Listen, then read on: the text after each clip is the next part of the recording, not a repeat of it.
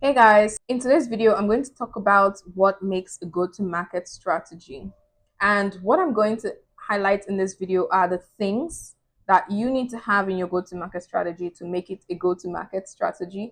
Because we've always had this debate between a product launch plan, a go-to-market strategy, and a marketing plan. And a go-to-market strategy is definitely more in-depth than a marketing plan or a product launch plan. So I'm hoping that after this video, you're able to understand better what sections you need to have in your go-to-market strategy so that your next go-to-market plan is more solid, it's more detailed, and it reflects how professional you are as a product marketer.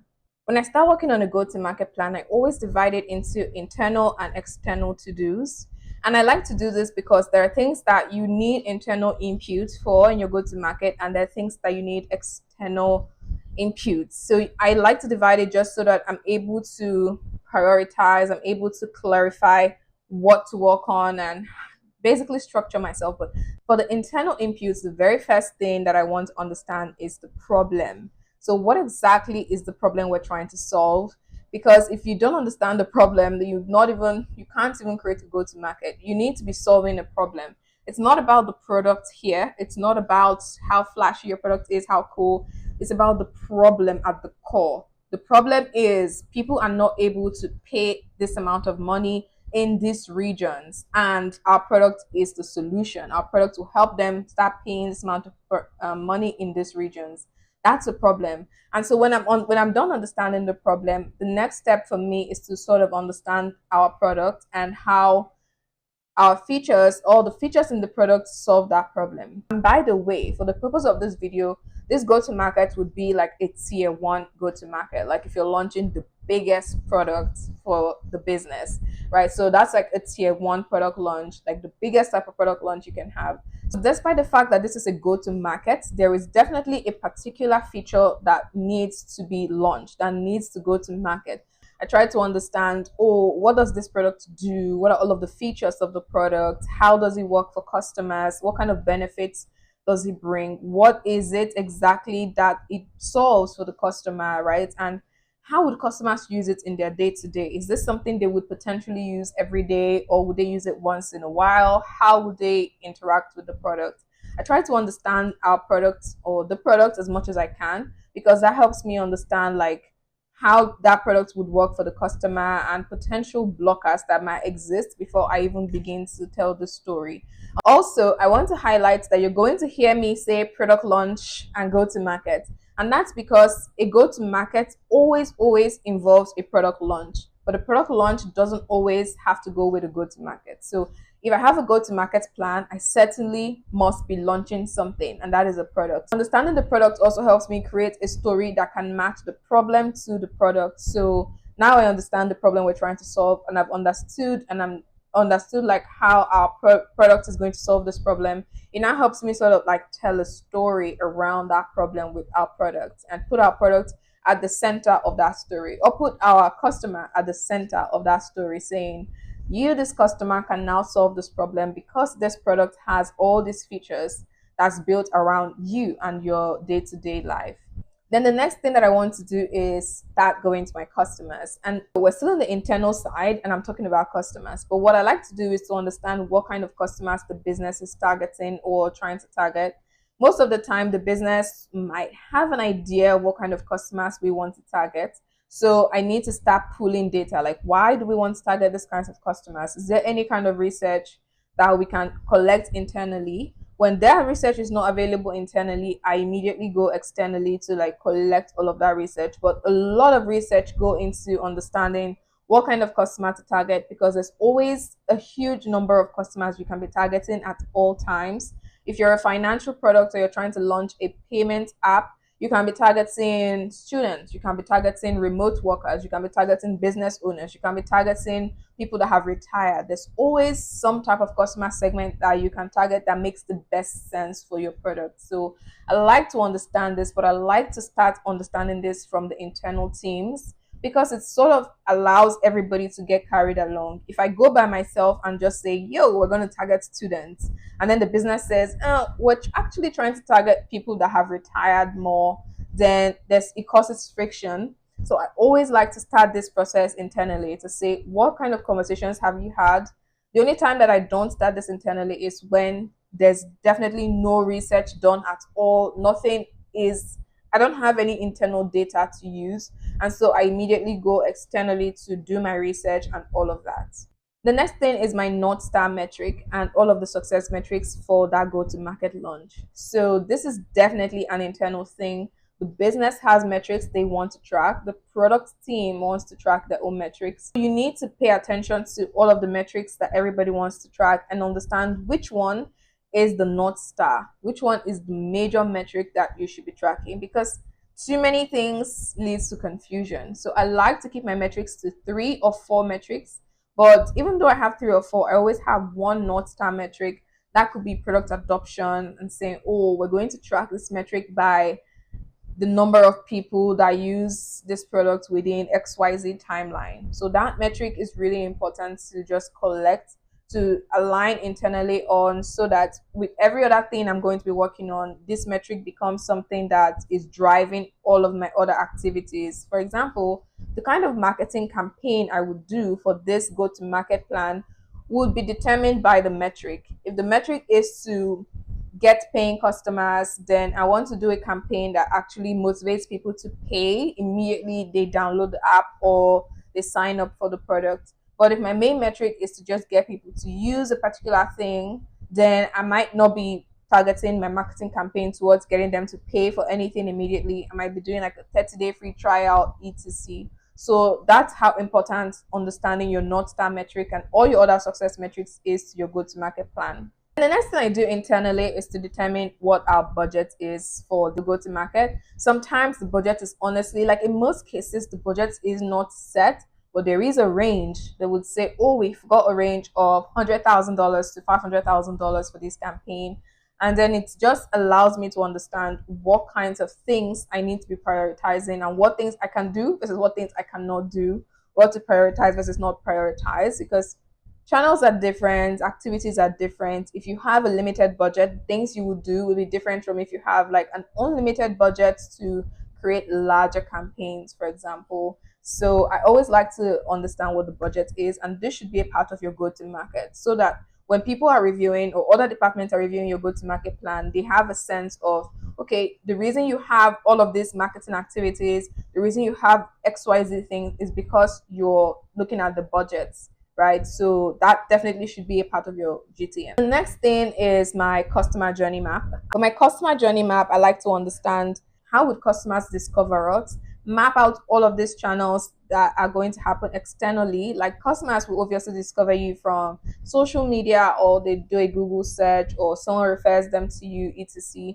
So I like to understand all of these different touch points that customers can discover us from, and then connect it to all of the internal roadmaps that we're going to drive customers through. Because when customers finally get to the door, they finally downloaded your app or they finally signed up to your product, there definitely needs to be a plan for taking them from one step to the other step to the other step until the end of their journey. Because if you don't pay attention to creating a plan for them, customers might get stuck and then leave the product, stop using the product because you didn't create any kind of plan for them. So mapping out the customer journey from the external flow into the internal flow is certainly something that your go-to-market plan has to have full details on, like, oh, external touch points, social media, LinkedIn, Instagram, and XYZ thing. And then internal touch points, we're going to use emails, we're going to use in-app notifications, we're going to use push notifications to sort of carry them through from one step to another step, etc. But you certainly need to have that in your go-to-market plan. The next thing is the pricing strategy. Another thing that you cannot do by yourself, you need to sync, align with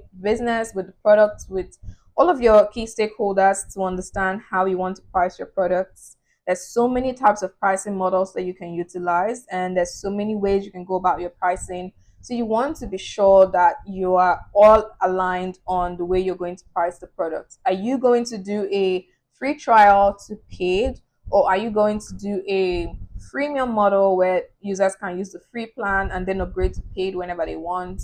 Or are you going to make it completely paid?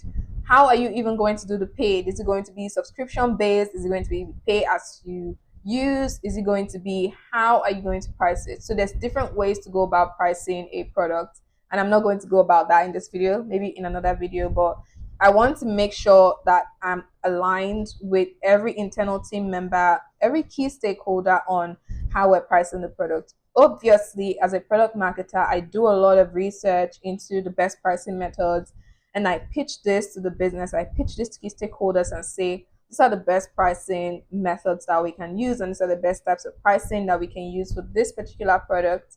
But the final decision needs to come from the top, right? The final decision on what pricing model to adopt, etc., needs to be completely aligned with key stakeholders so that there's no confusion there. And the reason for that pricing model needs to be very detailed in your go-to-market plan. And then the last thing in my internal docket is my sales journey, my sales process. Well, it's not my sales process because the sales team are responsible for the sales journey, the sales process. And I would usually sync with the sales team and understand what the sales process looks like. Are we going to adopt it and change it for this specific go to market? Or are we going to stick to what we already do because it's working for us? In most scenarios, there is some kind of tweaking and adjustment to a specific go to market, because if there's going to be, if the product is a B2B type of product where sales need to book a demo, or sales need to, first of all, book a discovery call, then book a demo, then do a bunch of training sessions, that process needs to be clear and clean and highlighted in your go-to-market, because this way everybody understands what needs to get done, why they need to get it done, and at what stage that becomes something that needs to get done. So your sales process is definitely a section that needs to be in your go-to-market plan. Leaving it out of your plan is not very smart, because you're going to get to a place where you would need sales to come in and there's no plan. Like, nobody knows what sales is meant to be doing, what their role is, what the process is for converting a customer, because you didn't create a plan for it. So it's always great to have a sales process, especially if it's a B2B product. Now, if it's a B2C product, like a product that relies on product-led growth, where the product is doing all of the conversations, customers don't need to talk to any real person like a salesperson, then it's okay to not have a sales process at all, but you definitely need to tell a story for how customers would upgrade and how you would cross-sell and upsell, so that your sales section will sort of look different, in sense that you're saying, okay, this is how you're going to go from getting customers on the free to getting them to paid to getting them to buy something else, etc. You want to have a plan for how you're going to get customers to pay and how you're going to tighten that journey for them. And now we're going to the external part. And this is like the part where everybody always does for their go-to market. Like, I think this other part I just mentioned, like the pricing, the sales process, onboarding journey, customer journey mapping, they're not always, I don't see them appear in a lot of go-to markets. And I'm always quite shocked, because these things, why they seem like, oh, they're not supposed to be in the documents, they can make or break your go-to-market plan, because you don't want to be suddenly trying to onboard a new customer and nobody knows whether sales is meant to take a call or who is meant to take the sales call. Are they supposed to do a discovery call before a demo call? Like, you don't want to be in that scenario, because there's not enough planning around your go-to-market. Your go-to-market is meant to be a solid document that anybody in your organization can go through and understand how this product is going to go to market. And if it's not able to do that, then it becomes sort of like a document that you have on your own, because you might have all of these things in your head, but it needs to be in a document, so that if something happens and you're not able to execute that go to market, someone can pick it up and execute it and have a concrete process for actually executing the go to market. So now the external part, right? The first thing that I do in my external part is my positioning exercise. So this is where I like to identify, like, how are we going to tell our story? What is it that sets us apart from existing competitors in the market?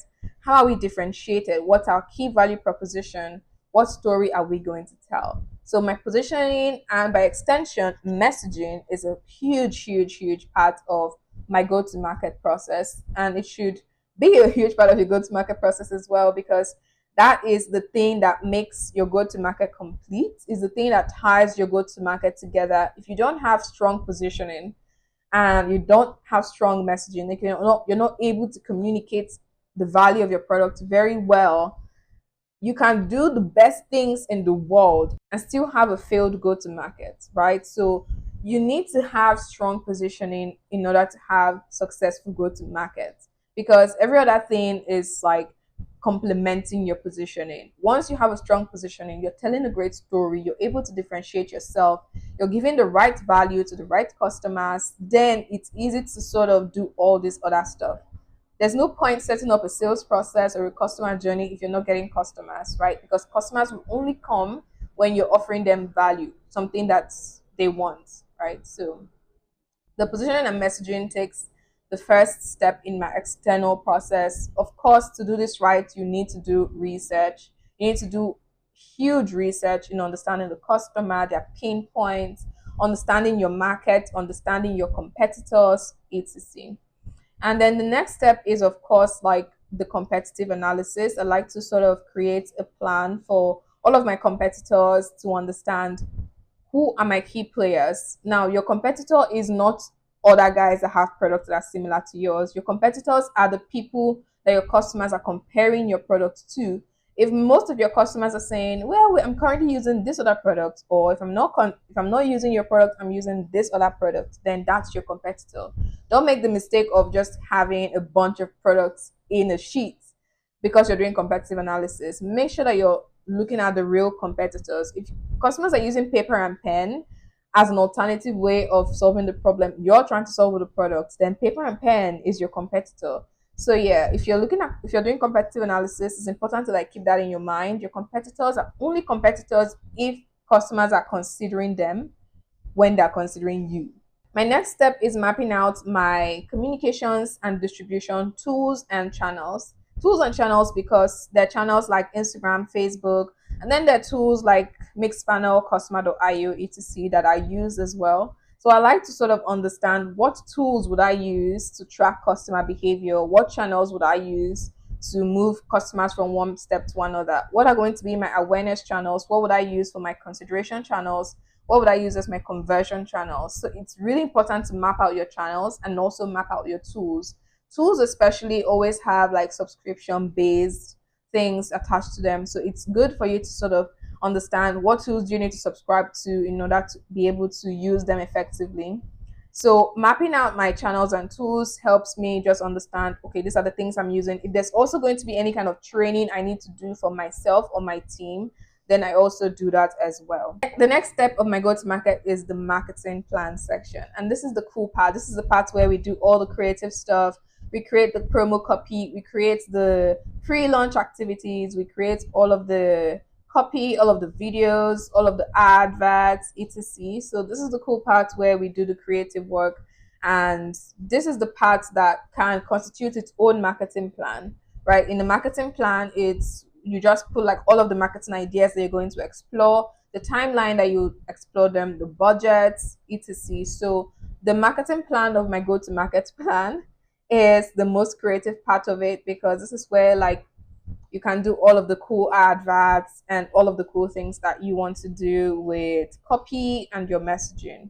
One thing that you need to know to do is that you want to make sure that your marketing activities are well broken down for during your launch, like during the go to market launch, the product launch itself, and post launch. You don't want to have your marketing activities limited to catchy videos and ads. You want to make sure that you're creating evergreen marketing activities that you can do post that initial like noise making product launch, because you don't want to be at the scenario where you complete your product launch after 3 months and everybody's just like, okay, what next? So your marketing definitely needs to have a combination of long-term, short-term marketing activities that you're going to be doing. For example, SEO is long-term, events is long-term, and then there are other short-term things like adverts. Like those are typically the short-term things. But in terms of long-term adverts, maybe something like a Google search ad, for example, would be long-term.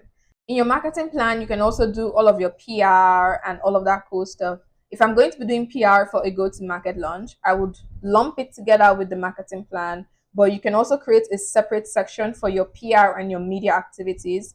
Like, are you going to do press releases? Are you going to do any kind of appearances, etc.? You want to create a plan for that. What types of press are you going to attract? Are you going to invite? What blogs are you going to be reaching out to for your press releases and all of that cool stuff? Now, these are just examples. Your marketing activities would obviously depend on the type of customer that you're trying to target, on the type of channels that they are on, and the type of budget that you have, of course, because little budget means you need to get more creative with the things that you do in order to get like the most results.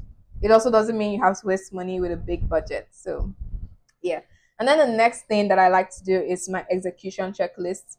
Now we have said a lot of things that need to go into a go-to-market plan. Imagine there's no way to actually track who is doing what, when should what be completed, etc. So I always like to have an execution checklist that sort of keeps it in order. This execution checklist would have like a key task, the little things that need to be done in that task, who is responsible for the task, the deadline for that task, and like a link, so that when that task is completed, people can easily just see, and then like a check mark, is this approved or is it not approved? But I like to do this because it just keeps everybody on track. It's a lot of things to do in a go-to-market. So having an execution checklist like this helps me understand, am I running behind? Am I on track? Am I late? Etc. Another thing that I like to do is understanding all of my data sources. I like to map out my data sources because I already have the success metrics that I want to track. Now I want to know what are the things I'm going to be tracking. I like to map them out and say, okay, this thing that's a key requirement, this thing that's a key success metric, I'm going to be tracking it with this kind of data. And so mapping that out means that I don't ever mistakenly forget about one data. Like if the North Star metric is to increase product adoption, it would mean I don't mistakenly forget to track that. Because if you mistakenly forget to track a key success metric, I'm not even sure how you're going to be able to report that when you're reporting on that go-to-market launch. So I like to do that. And it's a great practice to sort of just track all of your success metrics to be sure that you're able to collect the data. So if there's any problem with your tracker or with your data tracking capability, you're able to catch it and solve it before your go-to-market is live. Now, once I'm done with all of this, I'm feeling much confident about my go-to-market. The final thing that I like to have in my go-to-market document is a summary of what the expectation is. Like the key expectations for this go-to-market is XYZ thing. The key drivers of this thing is our positioning versus all of our marketing activities, and the budget, the summarized budget or the estimated summarized budget for the go-to-market is XYZ amount. Now that budget part can be very tricky because sometimes you don't exactly know how much it's going to cost to do all of the things that you have in your go-to-market plan. Things don't always work as you plan them to work. Sometimes you spend more than you've bargained for, but it's nice to sort of create an estimated budget while you're pitching your go-to-market so that key stakeholders are aware of what is going to cost and they're aware of what they could be spending for that particular plan. Now, if you have a budget already, of course, you know that you have to stick within your budget. If you don't have a budget, then this helps to determine whether or not that budget you have, the maximum budget you have, is going to be approved or not approved. And in the case where it's not approved, at least you know that, okay, because this budget was not approved, I need to go back to my plan, take out a few things or adjust a few things. Because if you don't have like a solid understanding of how much it's going to cost you to execute a go-to-market plan, then even things like calculating your cost of acquisition, of customer acquisition, will be hard for you to sort of wrap your head around. So you certainly need to have like an organized understanding, and a part of your document, for me, it's at the very end where I sort of summarize this and I add, this is the budget estimation. And then when I'm pitching my go-to-market, I say, oh, the budget could be this, but it could be, I've estimated it to be as high as this. And if there's an approval, then at least I know that all of the activities in my go-to-market can be executed fine, perfectly, no issues. But if there's no approval, then I know that the activities in my go-to-market might not be executed and I need to take out a few things. Now, this brings me to the end of the things that I have in my go-to-market. you may have more and more things in yours. And to be honest, depending on the kind of go to market launch you are planning for, you might have more or less things in your go to market. But always, like, these are the things that I would always have in mind. The instances where I've had some other additional things just because of the type of go to market it is. But in most scenarios, these things that I just mentioned are what I have. The reason I have this much sections is because it helps me do better planning of the entire go to market process and make sure that I'm not leaving anything to chance, so that I'm not suddenly within the go to market realizing I forgot something and trying to react and fix this and fix that. Your go to market is not always going to be perfect, but if you have this much sections, it's definitely going to be comprehensive and solid in a way that you're actually able to launch your product, go to market successfully, and come back to the business with feedback, like quality feedback, well tracked feedback. If you have any more questions around a go to market strategy, please leave them in the comments. If you have other key sections or interesting sections that you add to your go to market plan, please also leave them in the comments, because we learn every day and I'm actually excited to learn more about making go to market processes better, more efficient, etc.